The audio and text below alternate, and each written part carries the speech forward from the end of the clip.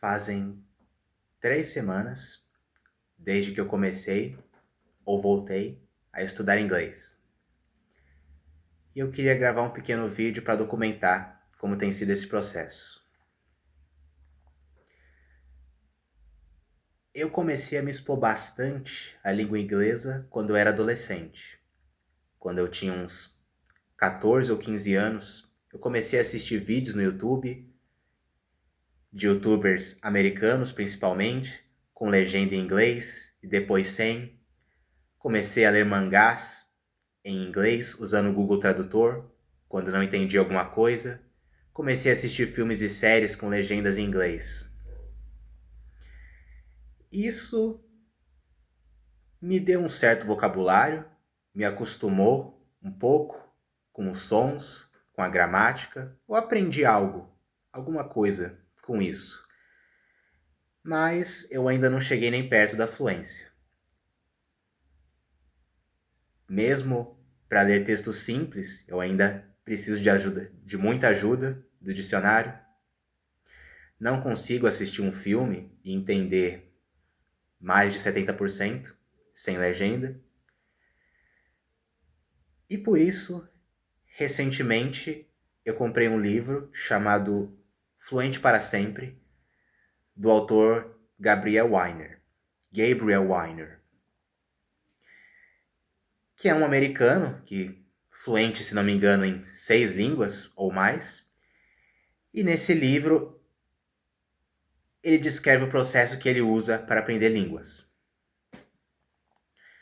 O primeiro princípio que ele dá nesse livro é começar a estudar uma língua pela pronúncia. Por quê? Porque em toda língua existem sons que não existem na língua que nós falamos, na nossa língua materna. Se nós não nos habituarmos a esses sons logo de cara, o que acontece na prática é que nós não ouvimos esses sons que são ditos, mas sim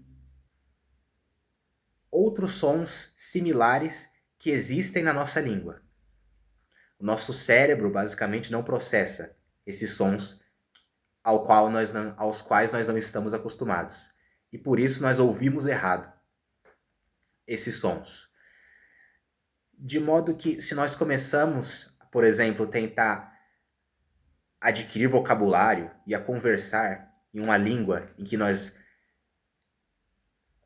numa língua cuja pronúncia nós não conhecemos bem, isso vai gerando palavras truncadas, que são palavras que nós achamos que são pronunciadas de uma forma, mas na verdade são pronunciadas de outra. E quanto mais palavras truncadas nós vamos gerando, pior, mais difícil fica para nós compreendermos o que nós ouvimos, entendermos o que nós lemos, fica mais difícil adquirir vocabulário. Enfim, todo o aprendizado da língua fica mais difícil. E pelo contrário, quando nós começamos a estudar uma língua, a aprender uma língua direto pelo vocabulário, pela pronúncia, antes mesmo de aprender o significado de qualquer palavra, pelo contrário, adquirir vocabulário fica mais fácil, entender o que nós ouvimos fica mais fácil, entender o que nós lemos fica mais fácil. Tudo fica mais fácil quando nós começamos a estudar uma língua pela pronúncia. E o Gabriel Weiner recomenda que nós utilizemos o Anki, ou algum sistema de repetição espaçada, não só para aprender bem a pronúncia, mas todos os outros aspectos da linguagem que são necessários. Seguindo os passos dele, atualmente eu uso 2 tipos de modelo de flashcard. Para quem não sabe, o Anki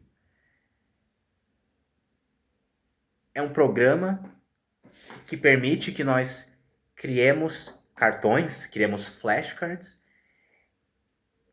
que vão com informações específicas e que tem um sistema que faz com que esses cartões apareçam no momento certo que nós precisamos para garantir que essas informações fiquem na nossa memória de longo prazo. para deixar isso mais claro, eu estou criando atualmente 2 tipos de flashcards. Primeiro, os flashcards de pares mínimos, e em segundo, flashcards para palavras específicas. Pares mínimos são 2 palavras que são quase idênticas se não fosse por um som. Por exemplo, a palavra cama, bed, e a palavra aposta, bad. Bad, bad. Bad, bad. A palavra bad, cama, tem uma vogal um pouco mais longa do que a palavra bad, aposta. Bad, bad. Bad, bad.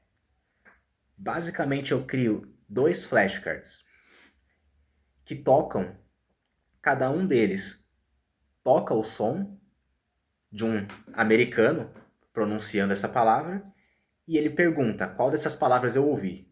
Então aparece o flashcard na minha frente, toca o som, toca o áudio bad, e ele pergunta se eu ouvi a palavra bad, cama, ou a palavra bad, aposta. E eu preciso selecionar.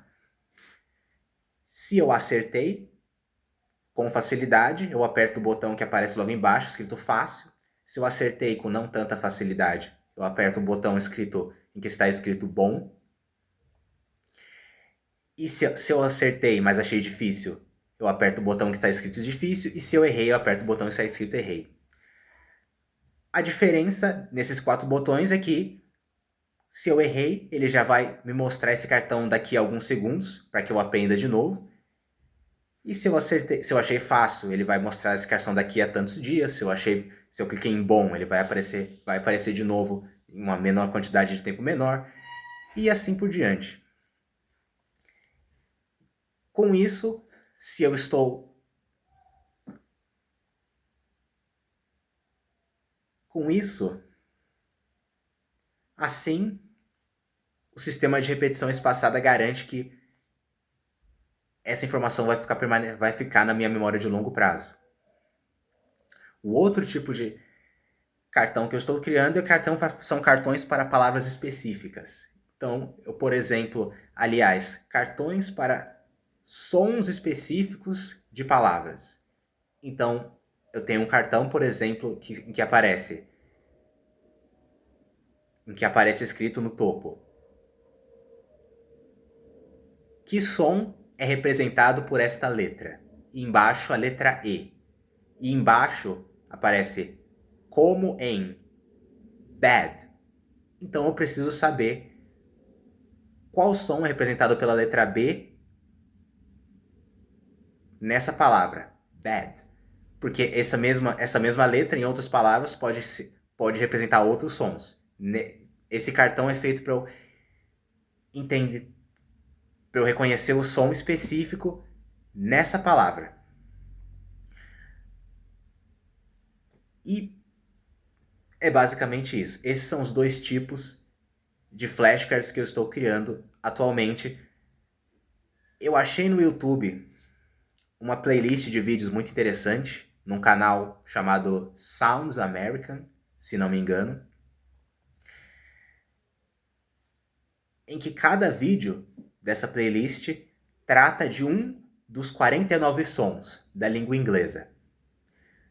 O que eu estou fazendo atualmente é assistir um desses vídeos, aprender a pronunciar aquele som específico e pegar exemplos de palavras e de pares mínimos que utilizam esses sons e crio diversos cartões para eu garantir o aprendizado nos próximos dias, nas próximas semanas, meses, anos.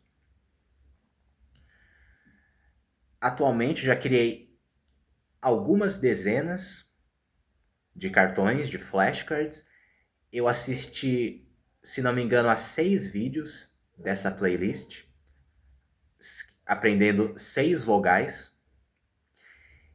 E eu ainda não as domino completamente. Ainda tenho dificuldades para distinguir certos sons. Por exemplo, 2 sons que eu ainda não sei nem reproduzir direito são os sons de é, como na palavra and, thing, e o som de é, como na palavra and, e. And, and, and, and. São dois sons que eu ainda não consigo, talvez eu nem esteja reproduzindo corretamente. E pelos meus erros nos flashcards, eu sei que eu também não estou ouvindo-os corretamente.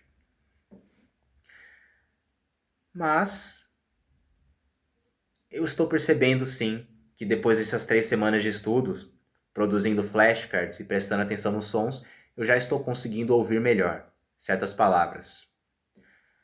Por exemplo, as palavras back e back. Ou então, as palavras seat e sit. São palavras que eu já consigo ouvir com certa clareza. E é basicamente isso. Eu vou continuar documentando o meu aprendizado da língua inglesa nas próximas semanas, meses, até a fluência. Se você quiser conversar sobre esse assunto, se você também está aprendendo inglês por conta própria, porque eu não tenho nenhum professor, não tenho nenhum curso, estou aprendendo por conta própria, seguindo esse livro do Gabriel Weiner. Se você quiser conversar sobre isso, deixa um comentário aqui embaixo. Valeu!